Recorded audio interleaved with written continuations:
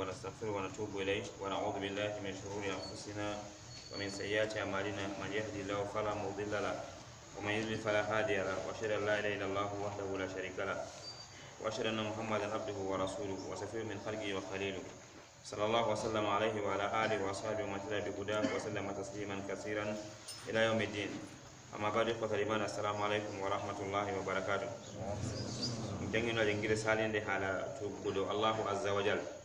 البيبي على ما يسوع ولا سبب وجي لب إدي على ما يدعنا نمولا وتقولوا الله عز وجل هم تقول حاجة ماكو إما على ما يرينا ولا بو على ما يحكموا. ande boron hatu perere wallahu azza wa jalla hadebe de ulim tatamaydo wadna al-isti'aza do baygo moltugo bi adama jiro bi Allah renam kaymeta al-isti'aza ko bete isti'aza bi adama jiro bi tira Allah azza wa jalla tifa jomira o rena dum kaymeta al-isti'aza ko do dogitira Allah ga Allah renam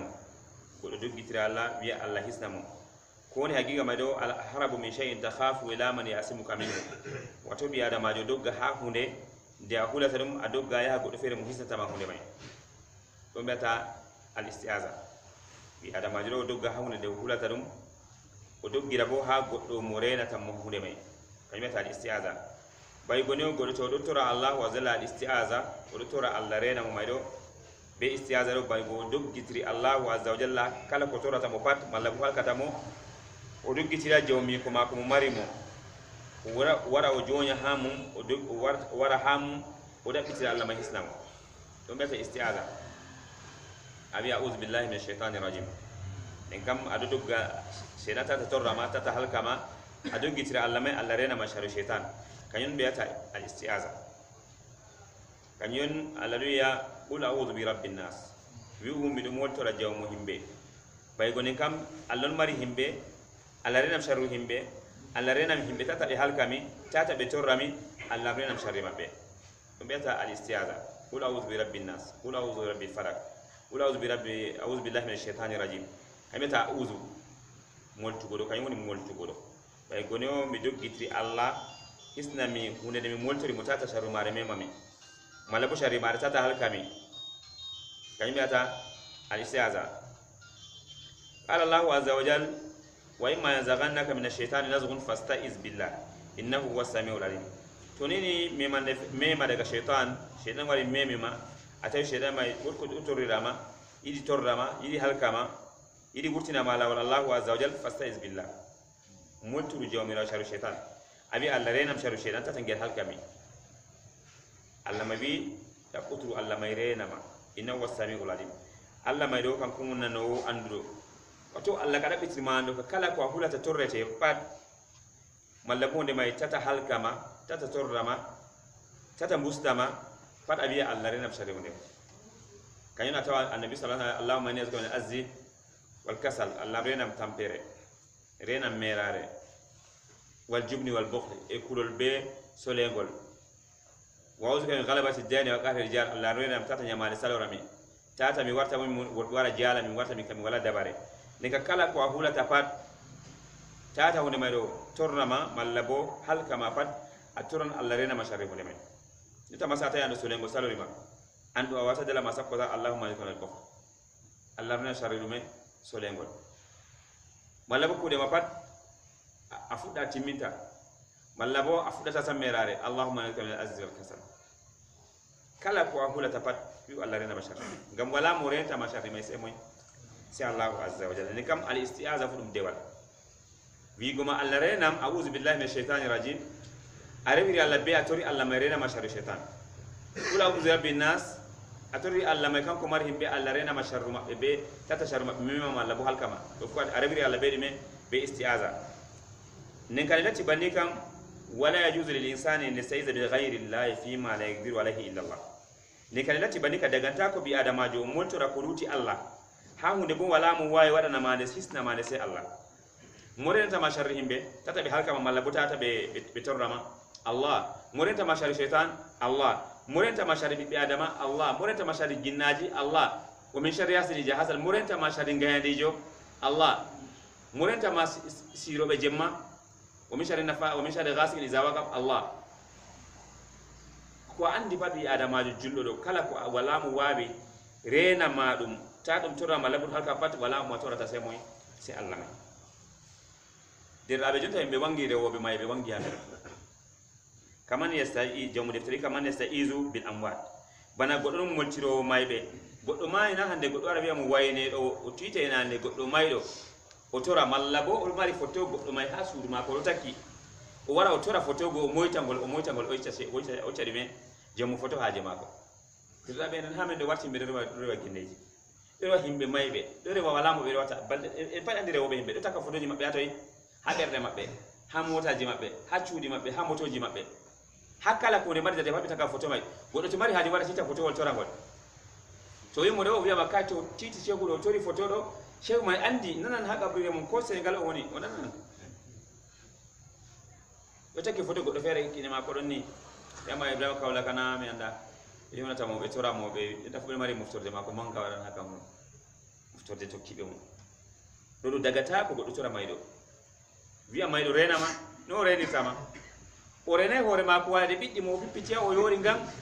be hosi mo be wari be yiwi mo be borti mo be yiwi mo be sayi mo be sakkinade gabriri on yoli na ande be pade wata o wisna wore ma ko wisna man na kilo fu nangata akilo nangana ko nangan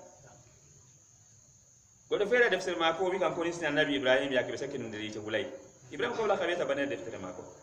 ha deftere diwan o yake be sakkina nabi Ibrahim ay ta ko nisna mo bulugo yake be sakkina nabi Yunus der ko mbal kan ko hisni mo wadi ni ngotuti mo wadi ni pat kan ko hisni nabi Isa annabi Musa yolugo amayo la kan ko bo wadi nangi mo do ade so ade sana sare do mai ha wadi osimo ko wadi sai wadi makko mai gadi annabi ne pada hisni bi hizo tawre ma wato kan ko Allah on dira be sebe anda rew abdi yotti men rew be gabri be duudi masin hande warti wuro pada mari gabri jemu to wala go umma wara tora gabbe ne kam e bi daga ta ko goddo wara tora goddo maydo wiya mo wallita dum mo hisna dum wara dum istiaza wara ta ko abil ghaibina fi dafi duryan malla bodo be goddo mo wala don abi o wara uduyana ma torra masala bara ko fere mara shirku may daga famarbe be tappa be ngel wiya way baban way dadam ba ma ko wala dada ma ko wala don na shirku na al dada ma ko don na sakko walla mona ba ma ko don sakko hisna mona mo wiya no hisna mo way Allah bani on himbe abdi sa wa wabi ko tawhid wala goddo woki doggitira wokira goddo mo fotay ida dum nanatama o wala don amma to dara ma ko maydo wayda dam dana ko accita ko bingelam wara idam nen kan yati bani ka daga ta ko bi adamajo multura kuruti Allahu azza jalla ha ko bi adamajo may wawata wadan go mo semoy sai Allahu azza jalla en wi bana moy bana himbon multorobe wala dum metora biya maybe hisnabe e motira be moyen maybe wonbe der dume der gabrije malla bo wirni be hadwen go be torra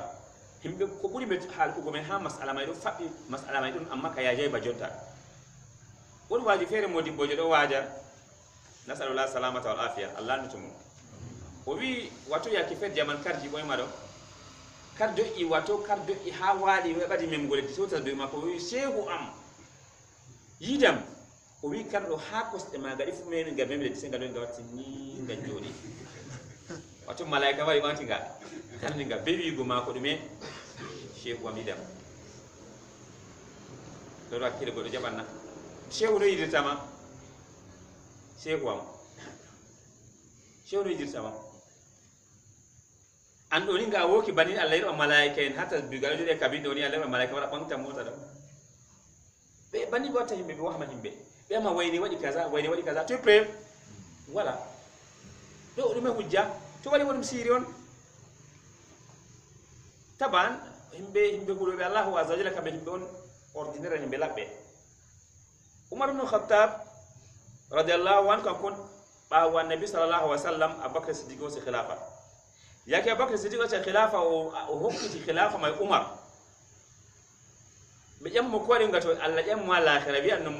ko wadi hokkiti khilafa al-islamiyya do hajjumbo Umar ibn Khattab o wi Allah ngam mi accay goddo bana mako do reddi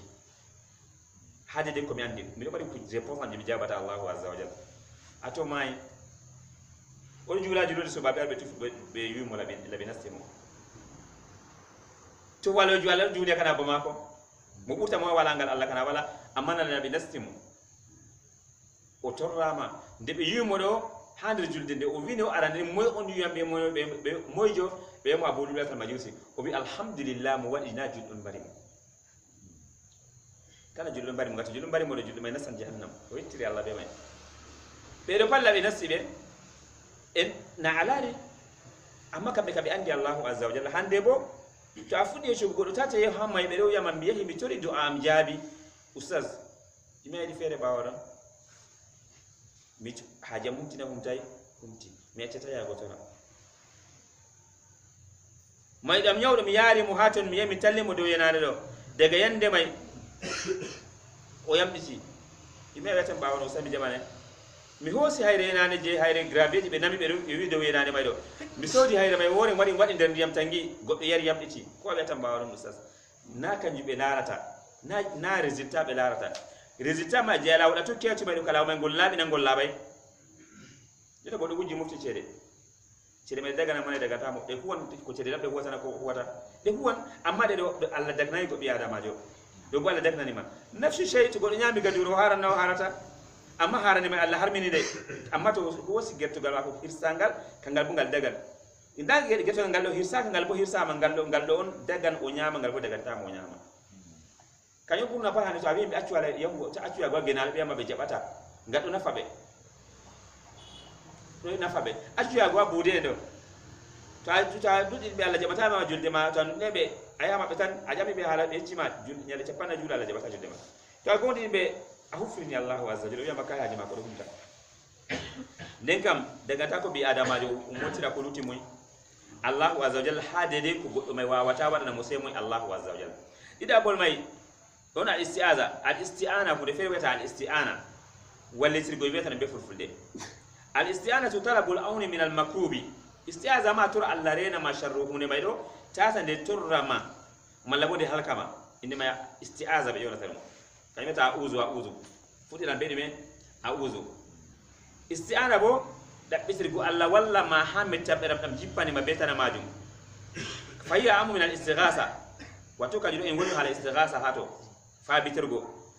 kañum ɓuri huɓugo al awwal kañum ɗum none feere feere isti'ana ɗum none feere feere al awwal isti'ana billahi azza wa jal wallitirgo allahu azza wa jal wa hiya al isti'anatu mutadamminatu li kamali zulli min al abdi li rabbihi ta'ala wa tafwid al amri ilayhi wa i'tiqadi kifayatihi bi adamajo ɗo o wallitira allah ko wiyete wallitirgo allah ɗo ɗum ɗaɓɓitirgo allah wallinde ɗaɓɓitirki may ɗo kiɗo moɓi timmedam toskitare aɗa toskitini allah may jeyaɗo toskitini moy jawmi ko oɗo tori bo oɗo tora allah may oɗo toskitini ɗum oɗo jo'ini allah may bo jabanan mo ko tori mo allah may walla mo ɗo allah may wallan mo eno bo o yoofi fima ko pat ha allah o andi annahu la hawla lahu wala quwata illa billah o wala dabare o wala sembe sey be moy sey be allahu azza wa jalla wati gadi kifayate o andi allah may ɗo mi wallitirmo o wallatam goɗɗum ɗiɗaɓani ha ɗume ha ɓerde mo wa hasi la takunu illa lillah ɗo latata ɓi adamajo sey moy sey allah tan wala tagadi fu marata ɗum sey allah goɗɗo wallitira allah o toskitina allah may o yoftina allah fi mako o anda allah may bo ha ɓerde mako oɗo waɗi allah may ɗo he'anan mum dalila may kongol allah ɓangi ɗo iyyaka na'budu wa iyyaka nasta'in iyyaka na'budu allah an tan min rewata ɓaygo mi rewata ko lutima allah wa iyyaka nasta'in an tan bo mi ɗaɓɓitirta wallinde a walla amin ha rewugo mago a walla amin ha kala yakeji ami pat a wiya allah an tan min rewata e an tan bo mi ɗaɓɓita wallinde walla amin min rewama bana no hani a rewirte may allah a yeyi aɗa joɗɗini ha ton may ɗo a toskitini allah may ha ton aɗa joɗɗini bo allah may tan woni wallowo a hokkiti allah pat fima a andi allah may bo wallete a tori mo ko waɗi aɗa tabbitini allah may wallete kañum waɗi a tori mo a yejota to goɗɗo mari layaruna oɗo joɗi ndu nafan mo o ayna ndu oɗo joɗi ndu nafan mo bana en winoma goɗɗo ata yahuwa yenade tata yahu yemande ɗum nafa mo tata yaha buuden ɓeɗo nafa amin ɓeɗo waɗa amin doaji amin ɗo jaaba bo kala ko bloqué a fi amin pat ɓe waɗa ɓe ɗume ɓe wurtina amin ha kala saɗirma pat ɓe hokka amin kala komin yiɗi pat ɗon arande isti'ana billahi azza wa jalla ɗiɗaɓol may al isti'anatu bil makhluqi ala amri yaqdiru alayhi wato ɓi adamajo wallitira tagadi ha hunde nde ɓi adamajo may wawata waɗana mo a wiya goɗɗo wallama bana bi'an Allah walla mago ngati je wallugo Allah kam a toskitini Allah mai a do yofti Allah fi ma fada Allah mai a andi bo Allah mai do wallowo hade de goddo mai wawata walla ma kanyu ka sai moy sai Allah mai dida bol mai do goddo walisa goddo tagari wayni usaymi mari haje borol hokkam o wawana wawata o wawan ko wawan amma to wayne beddu balde am wayne riskinam wayne am hokkam aljanna wayne am hadam nasugo yite o wawina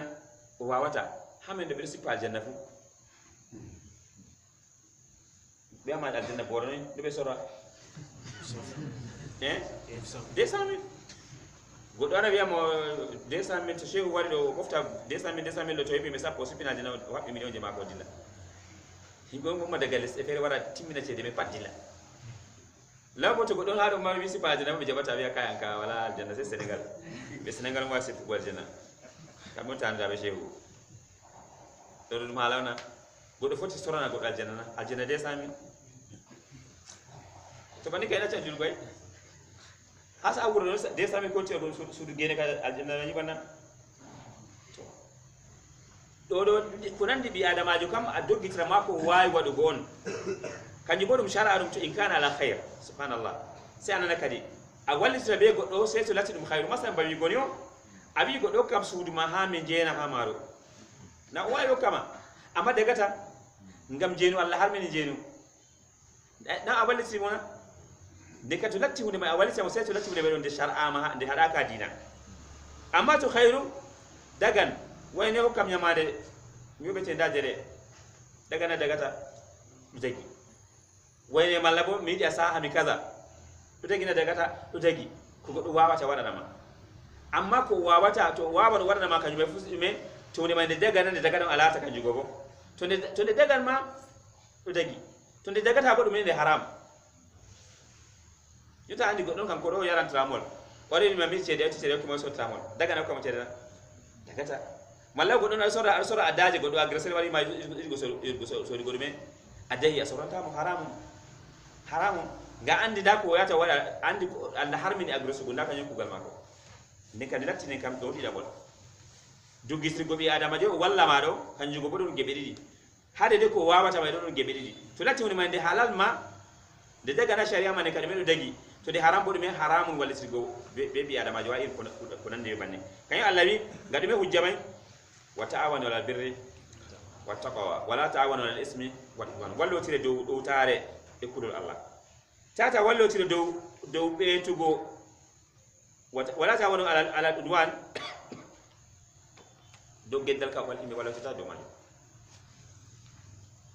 do geddal be tugo do takli Allah do ka Allah hadi ne ka wallo tire go be adamai gebe didi yebre wore to latti ngam hunde dum khairun wallo tirta zagi to sharri gode be dagata tata wal maha isti'ana mai al isti'anatu bil amwati mutlaqan wal isri gobe me mai be mutlaqan godo ajara yana de woka Allah reno tay monan de makke himbe bo biya ba ngawde wadi ko masen hebi yana de wala jo hebi ko masen hebi yana de wala jo wala joka to mai ka daga mai kam to ayo jabanno nyamande ma ko ajabi ko walta mo refere bismillah o jangite ni amma ya ko mai ko ne fitama wala ko mo to mai mari haji walle go annabi sallallahu alaihi wasallam abakar siddiq radhiyallahu an Allah yedu munadu ay wala ni mona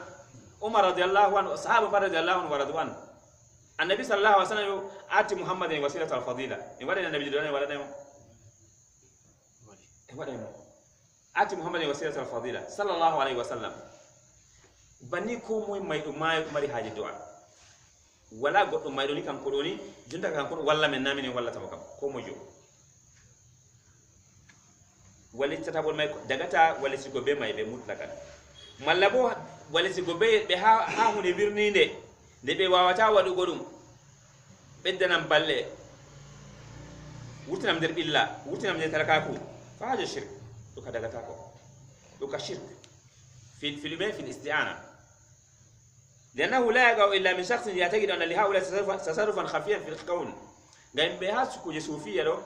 بفيها ما ولا إندو بفوتي بارا كود ميجم بروانشا كم بيواتوكو إمايرو إماي bedo wanca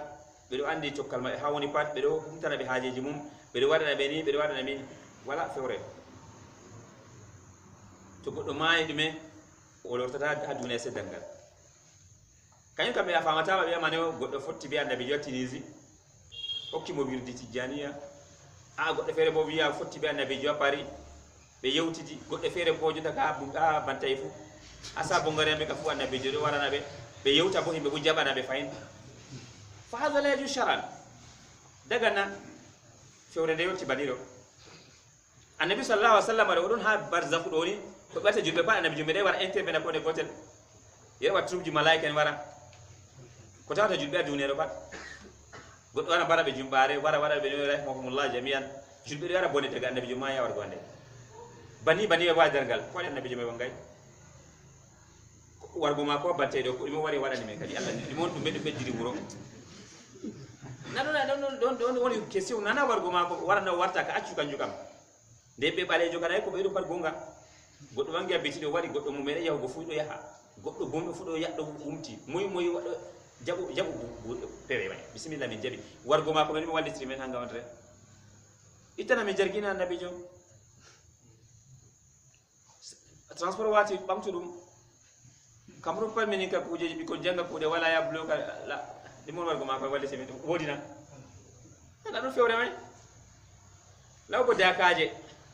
be do mari bolle ni batta be wara bi adama jabana be daga ta ko bi adama jo ko mujo o dogitira be mayro malla bo goddo may o wala do be wallama wadata ko malla bo anu ila woti be fere kambe ka worko wala en kambe foti be wanca do duniya ro bada ko beedi pat tawuli hala inda be nanan ta yoni be notan be malla bayka ha woni pata to kalma be daga ta ko nebol mala hay istiana al istiana bil a'mal al mahbubati lillahi azza wa jalla bi adama jo wallitira be kuude di Allah yidata andi ku gallo Allah di ngala wi Allah walla mi wadangal Allah adu di suma en Allah walla mi suma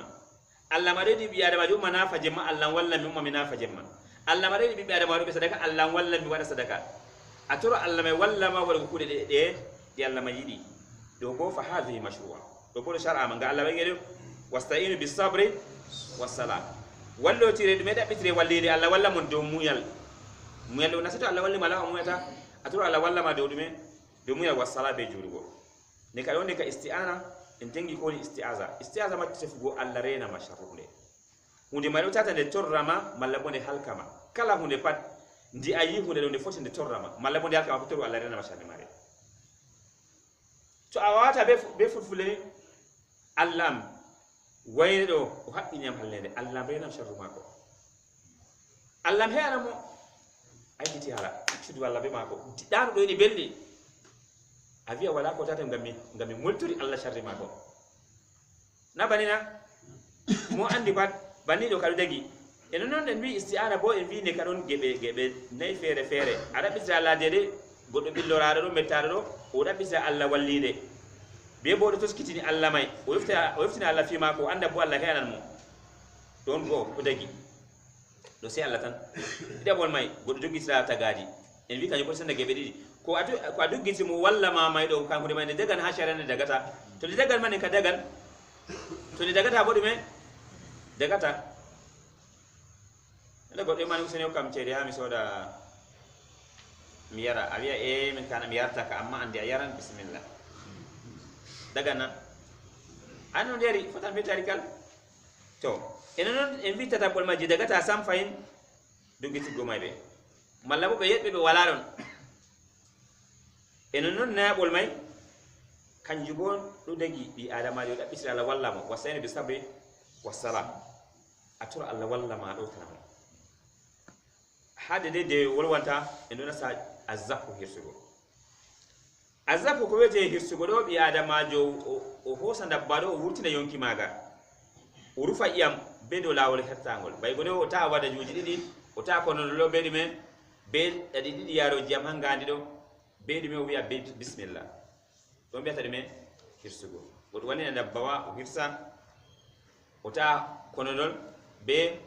dadi didi wonta hasira do bebi godume bismillah don woni hirsugo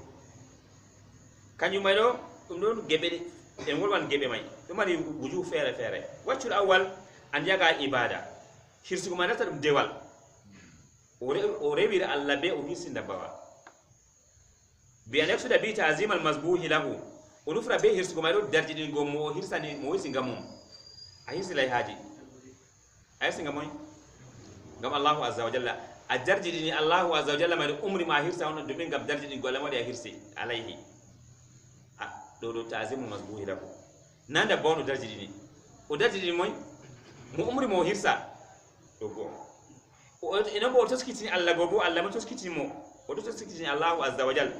eno bo do wadi Allahu azza wa jalla be bidan barjari be hirsugo mako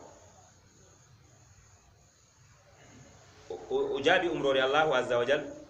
o darjidini Allahu azza wa jalla o dabbiti mo barjari be hirsugo mako fa hadha la yakunu illa lillah la tatako se moy se Allah tan o hirsa bo de lawol gol sharia umri mo hirsida wari hadis la anallahu man zaba li ghayrillah hadis on asa yu muslim annabi sallallahu alaihi wasallam Allah nalikum mo hisani ko luti Allah bana moyen budendo be hirsa fere de gertode baleje gertode kadamje hawa ita dime jawdi bodeji a daneji tal tajilla hawa ita dime ngari baleri ngari daneri ngari moyri ko mo padde to ndene gallaba laba ma be lara ko leddane jo to gallidim budum sedda bo voja to yidim je masibo do boka jibo kurum kay be tamali me ginaji ma jami na be tama kay mi sika moy on jami ayir saro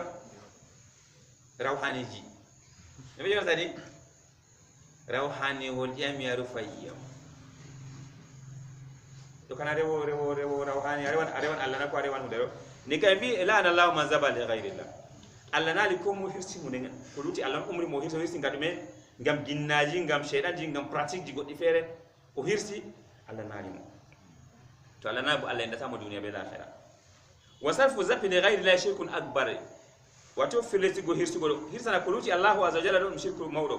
kayto yacci be fere be abiya be irim ko be hirsata burna par malle men hirsata dum sangu be jabata ngam hamin kusel mari daraja ha pour sembe himbe andi ha do mi andi go fere kala asabe tare ko o sanna giasare mako malde mon way malde budejo mo anda Allah amma kala asabe tare ko be hisan dume na giasare mako accu balika wol wantake geto ya ke baddi mo kakaraji maro daga extreme baddi mo kakaraji kaza sende o yerbi stipana beti marché be bantay akindu go geto bad kam ko wiata be geto chappande jeedi di rawani o diami badda ne badda ngare be ma wadda to ko ni mayi yago ya ma mallum de ko wana amen de wonde ta ummatore to wari sugo inde mo yonata inde ginnawol mo yonata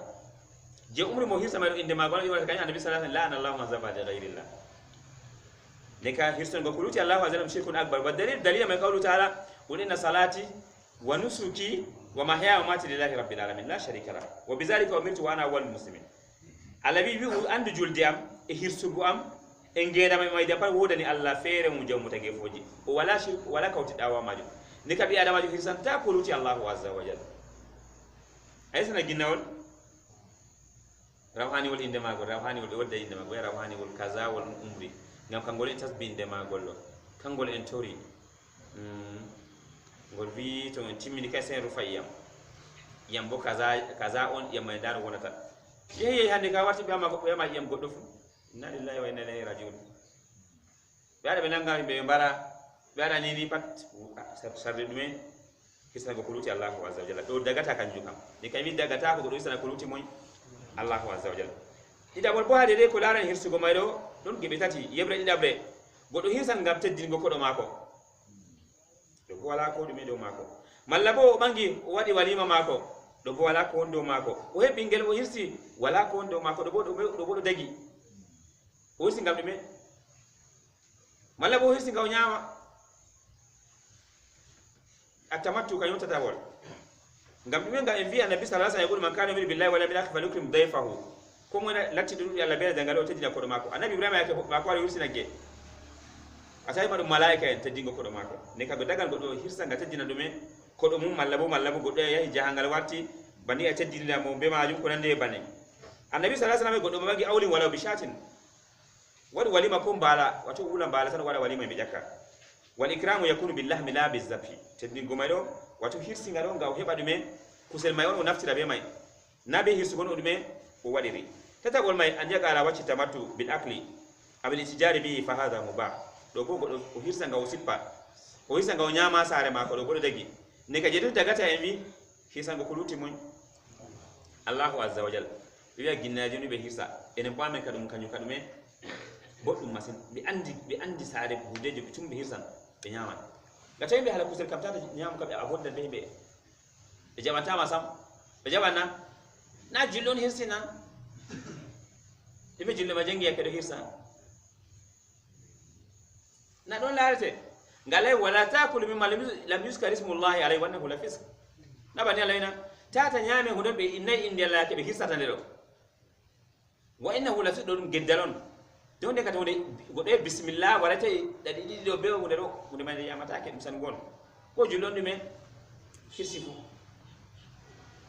ko nandi be may de kadume jeena bol hade de ko laarani ba hirsu wadi hal an-nazru to gayere ko ni to gayere do wato bi adamajo ijabul mukallafi ala nafsi ma laysa wajiban alayhi shar'an ta'ziman lil manzuri lahu to be ta an-nazru bi adamajiro o dola hore mako wajibina do mako do nafsu mako wala tay wajibi do mako ha sharia ko la tay wajibi do mako warta dum gajibi ngamawni go mo to gani dum wanazru hazi ibada to go maydo dum dewal on daga ta ko go bi adamajo ko sa to gana ko luti wonde fere bi ginnaji be shedanti abiyanyo to a humtani am hajam mi sacrifian bali jenidi abiya ginnawa daga ta ko amma Allah daga bi adamajo bi Allah to a humtani ma sa kaza mi wadan kaza minafan kaza mi wadan sadaka kaza to wadi wallahi yaudiya misra ha babe rewata gina bana Egypte Siri moy no marado be mar sundugun nuzur be mar kes jendon je nazru awara biya shehuniyo to a humtani am hajiyam ndako mi katama midi konkuru enam to misali ndako mi katama ay ba konkuru enam go be wada genare me do funyata min gena midi enam naydidi shewu naydidi do kam yokkandi nay boddi bo nay tatiji didiji min gena habaynam wartira cede go sipana e medi go wartira moy wartira na siddiqun nuzul moyen siddiqun nuzul go fo marbe kilebo dum moyen nay kanyul gande fere hayna de fere gal genare men de min tamun buru fere gal be buru fere do arabiya be nana amma be andi be mabbe ci hacce asun du kes je be kala cede mari be tay 2 million be wallahi anda moy on bakkan fe jero million di do ki shewu kay amma do andi daraja shewu 2 million be mabbe ci tay dum 2 million jodi ay na ha kes dum je wali sigo shewu 2 million kam ya je umtena an areman debata 2 million aduran debata huwata go debata 2 million bali de mere dum gas ka mere ta de penti so de be debata de izi nazru maydo dum dewal daga ta ko bi adamajo hosa hokkita Allahu azza wa jalla tana Allahu azza wa jalla allamati mu'minen hebbino be alkay Allah yufuna bin nazri be do hebbina to gayeje mabbe nazru maydo gebe didi wa huwa qismani nazru ta'ati yajibu al-wafa'u bi adamajo to gaye mayta dum do tare dagi wajibi do mako hebbina masalan o wiya kan yanzira in shafa Allahu maridahu an yasuma yawman o wiya Allah mi do mari nyawdo Allah to ni nyawda ni am nyawdo mi suma nyala mare wore nyala mare warti mo dum nyamade on yufuna bin nazr to bi o man yamdi do se o wada noy se o suma to nyale sapo bo se o suma to tokkindir dole se o tokkindirade to bi sadaka o kaza ma bo dagan amma to ka barbe wajata himbe kanju kam se baaje won dum wada nazr mai moy atifa shehun acha shehu wajema shehu to awara ni am min do mida haaji am tum hebini konkuro sali kam shehu am da ko mukatama to timi go biato al ko tino be shehu ta waddai shehu foti wonna kugal ma nan shehu kala wondi be Allah kana be de gondi so ton arandi to wodi bane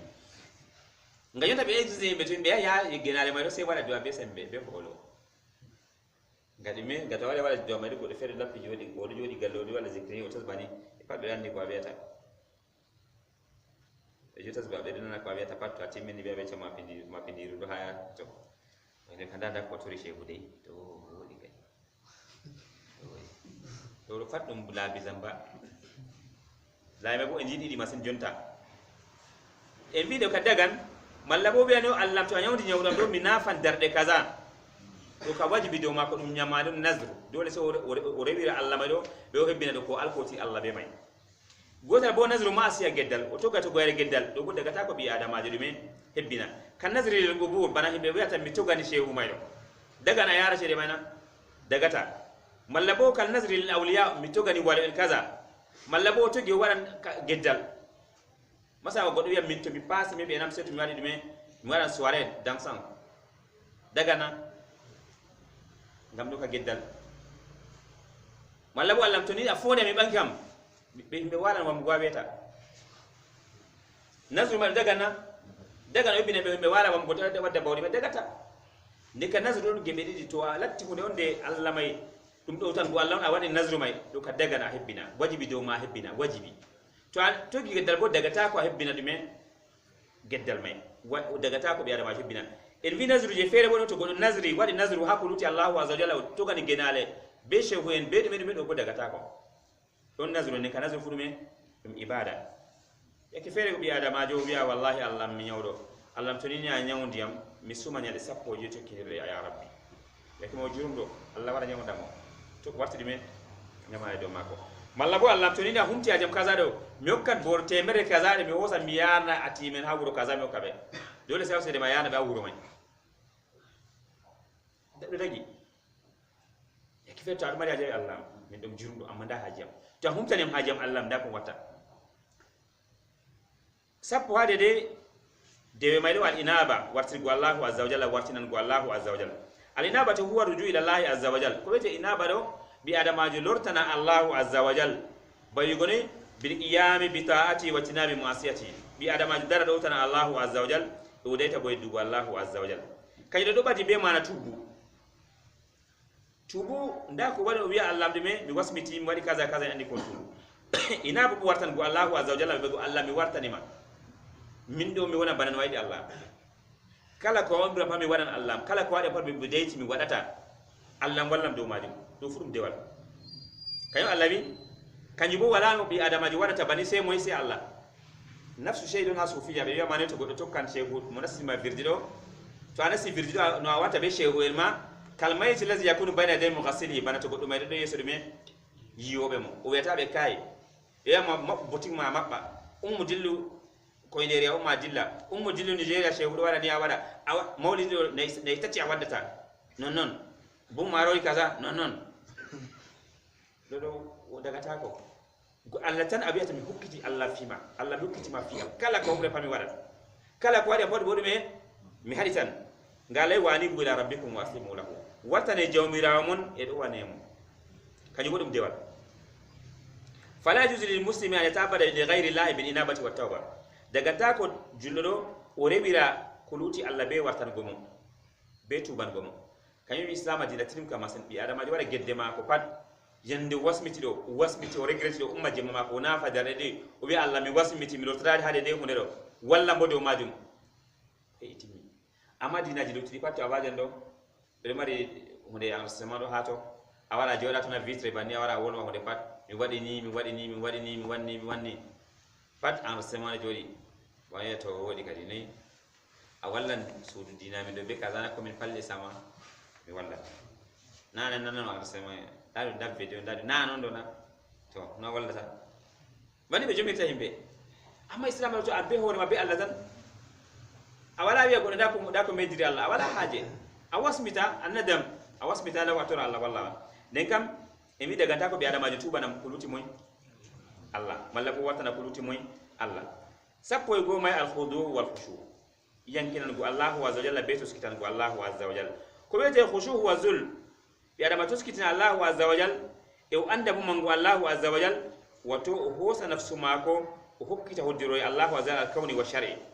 bay gonen ne kalime bi adama yankinan go Allah wa jalla ngam andugo Allah mai o yankinan Allah ga andugo moy Allah wa jalla e mi daga ta ko bi adama jo rebira ko luti Allah be yankinan gum ayinkina na goddo ko luti Allah asui danamo awara mo rukuwa warata ko ataro mo atammo to mo donna warata ko sai Allahu azza wa jalla bal ko do bi adama jiro o labbi dana dewal ma ko pat be khushu ma ko pat ngam Allahu azza wa jalla tan allawi fasajabna lahu wa hamna lahu yahya min jabani mo do ma ko mettimo annabi yahya wa aslahana zawjahu min wa'ina muteri daw ma ko innam kanu saruna fil khairat kamere be lata ke be wala daro hakude khairu wa una ragaban waraban be tora min gam solan go koni ha amin e kultur go boya ngadaji gondi ha amin wa kanu lana khashin bilati be yankina yamin ne ka koni khushu dum nandi be khudu be wa khushu wal khudu dum nandi amma fere fere ila ana al khudu yakunu bil badan al khudu do yankina yankin go be bandu amma al khushu fa yakunu bil qalbi wal basari was sawt khushu kan yuka wana be ha be bembe be gidde be sawtu kay alawi kad afla al mu'minun allazina fi salatihim khashi'un be yankini be bernde mabbe be yankini be gidde mabbe salta no kure su dere mabbe gidde be salta babal me yakete babal me support mabbe kay meta kad afla al allazina fi salatihim khashi'un be yankini na be bernde mabbe be dime be gidde be sawtu mabbe sawtu bodu me se yankini go be sawtu yake fere go don janga Qur'an woka do khushu inde may amma khudu kanju ko bandu godon o dim danga koppi o do yurbiti o banta bani su dere mako do terbe mako amma khushu ka kanju ka be bembe be gidde be men ahamati abo be bandu mako no fumaru dede ko wolwi do hala ko lara en gol kuji sappo e go fere hala ko lara dewal nen ka bi adamajo o hayna hore mako tata o dugitra ko luti Allah tata wara istiaza ha ko luti Allahu azza wajal o anda Allah tan hade de ko Allah tan way war go wala go fere foti wada kam go do gissa go do fere ko luti moy Allahu azza wajal Allah handu sena la tokkina sunna nabi Muhammad sallallahu alaihi wasallam Allah wala der hifon jangata fama ko sunna fama tawhid lam ni gam tawhidun woni ko dume atawhidu qabla kulli shay tawhidun aran atata la ko dume tokka kan jamul al akhdari beta wala yafala fina awwal ma jibal al mukallaf tasihu imanihi aran ko jibido bi adama jino la fina tawhid mako tawhid ma se laba anda moy atoganta mu adu gitirta no bi adama jogista do passe anda do alo se anda dum ko nimti do hala tawakkul hala tugo do Allahu azza wa jalla hala yidu Allahu azza wa jalla se fatti adama se anda inshallah be majum inshallah jengide waro nasan dukno di dabol kambe ta iman bil malaika en timmini ko larin halan di gomoy Allahu azza wa jalla inshallah nasan dukno di dabol al imanu bil malaika to Allah moy Allah ni senal tokkine sunna nabi Muhammad sallallahu alaihi wasallam subhanakallahumma bihamdik ashhadu an la ilaha illa anta astaghfiruka wa atubu ilayk wa ala alihi wa sahbihi wa sallam bi hudahu ila yawmiddin wa sallama tasliman kaseera wa timmini ko larin hala ruknul arandewol kanyoni al iman billahi azza wa jalla inshallah nasan dukno di dabol kanyoni go malaika en hade ngirde waro inshallah to mari sual ba ko jula inshallah fa tafaddal mashkuran na'am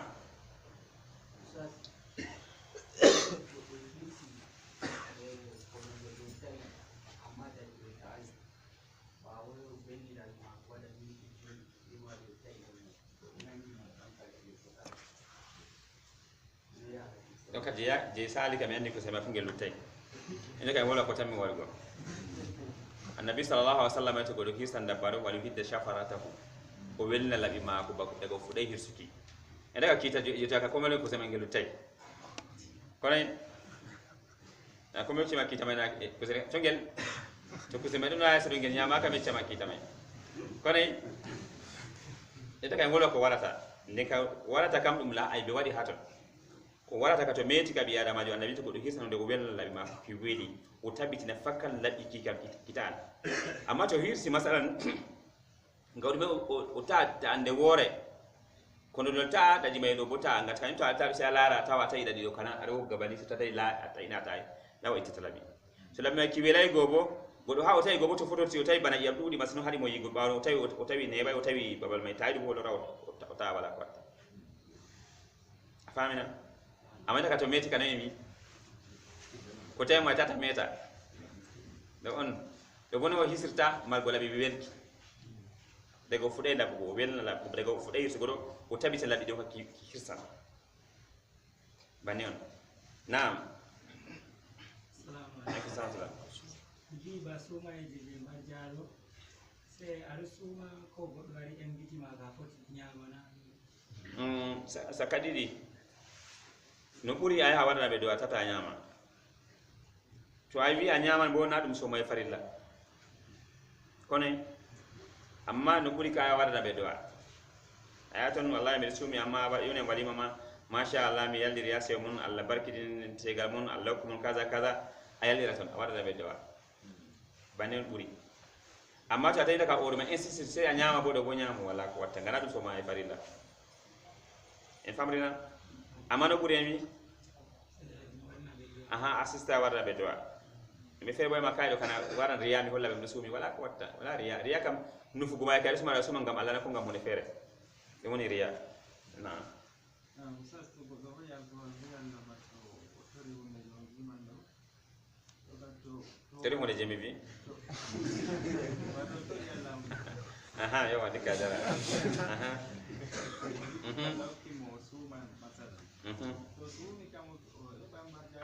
taban alla yufuna bin nazri alla mani mo ni be hebbina al kalma be dole ma ko yebbe on maran barjari fakat o maran barjari o maran ni men barjari ngaw al koti be alla hebbina al kalma ko sos me jura ka ke me nastar sare se o hirsa malli to jangi qur'ano timmi ni so hirsa wallahi ayi kuje fere be wala de hanay an alla fondi ma hebi sare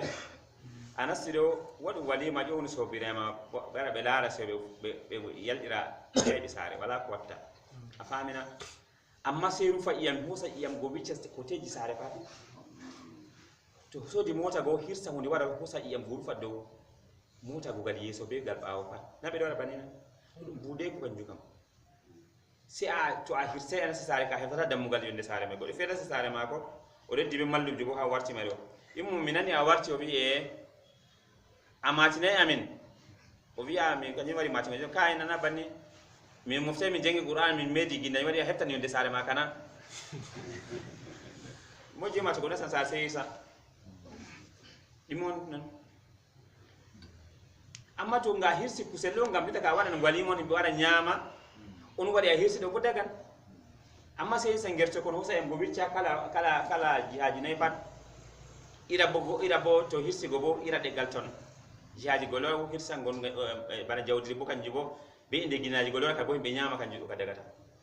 amma no kuri hani go to a nasan saro tefu be a heddi be a warti di saramu kambe alhamdulillah Allah fone mi warta saka mon mi go bi goto nder mon en wadi walima on andotira do may on do khairu mala bota invita ba invita himbe je be andi wara bani amma ta ka warti ka dum to be nasan saro so be jangade men Qur'an il faut de faire men on gambia me se be yami janga Qur'an sare mi mu jeri men oy bawa mangari bon haya go shay wakati pete tan burele mi mum yata nyata ime on janga ma Qur'an jeri men wona sare hesra ka sina on janga yalla on wadani weere su kusel ngam ko yarta be yaho be andi boday be bollata be kaza bore amma ngam andu gertode don ton ledi don ton fuwiji don ton jiji don ton kan yarta be tan yahay kan yu kay hay naam ayko sa wala kota isugo mo ngale je dable to idi ka nyande ka wala mo medi bigo wala medi go be nyande jere be hirsanta bingel amma bigo inde magel kaza ka daga inde ma biya ga nabi sallallahu alaihi wasallam o dana ma ibrahim fajir wada jurude mi dana ma bingel inde magel ibrahim na bana men wabi ata declaration de jodi be kay inde ma dai be kata be tata inde kan ande ya bingel de gangel ba wala asas kana inde magel ko yama kay be tata ko be ande de yama inde magel wata si ande jeri dabre nafsu shete goddo mai balle sala yofnugo Allah kay be wartay mi ta Allah yafumo kanko banni to goddo mai nabi Allah yafumo na do anami wala mo do tami wala mo do seto be yidi mo be warti hamende o afamata himbe Allah yafumo ndamo be jillide mo gidan mutare ka mi ofni goddo fe ka min be wartay taw mi ofni ya be wartay taw wala mo jabi Allah yafumo mi to jammi mi kande be wartay kam dilli tan no watta kadi ono be taw gumon me lay taw gumon be banni hamende subhanallah majjere se to ɓe warti ɓe mon alaga wartugo Allah yafu mon mi wiyata hato ɓe mo matto goɗɗo may sembe mofta warta way wara jooɗa yande kaza ɗo defla diverdi ɗo e kadi kamanna islam anda ɗum goɗɗo kadi ga umaari hato may hofni ɓe haggi demmuta hofna ɓe foti laaɓi on hofna ɓe haala sali amma nde num watta ɓe wayne ɗo ni wayne waray hofni ama saare dada mon maye konnago jooɗi to Allah reni en nam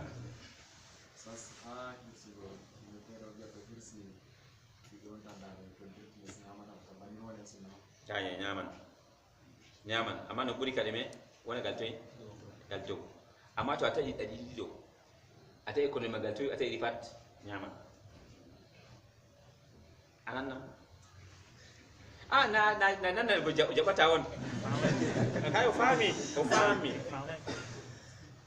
o wi to goɗɗo hirsi hunde na wi hirsugo taw kono ɗon ɗo ɓe ɗaɗi ɗiɗi ɗo kañum woni hirsugo o yinaka o taƴi ɗo kan hunde may wurdirti galles law boɗi mo tawi ɗaɗi ɗi pat ñaman na ñamata min mo ñaman nawi bisimilla na ñaman jaɓata haɓe nana ko baw wino go banni o sanjey banni may hay ko sa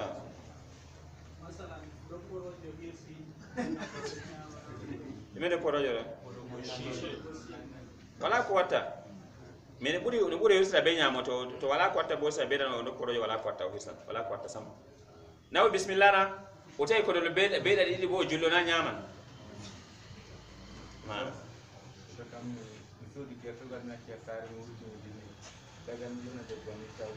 wala ko watta accamo no ɓe hirsata tan wala ko watta dagan debbo hirsa wala ko watta ko peetel nam assalamu aleykum yiɗi mi fama position costé ha julde ɓe darnata costé miɗo yimɓe feere ɗo wura costé ni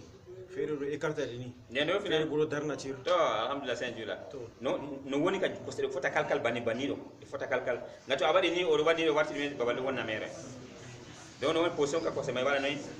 dara cir allah andu sen a tokki sona nabijo ma sallallahu alih wa sallam subhanakallahuma bihamdika ashhadu an la ilaha illa anta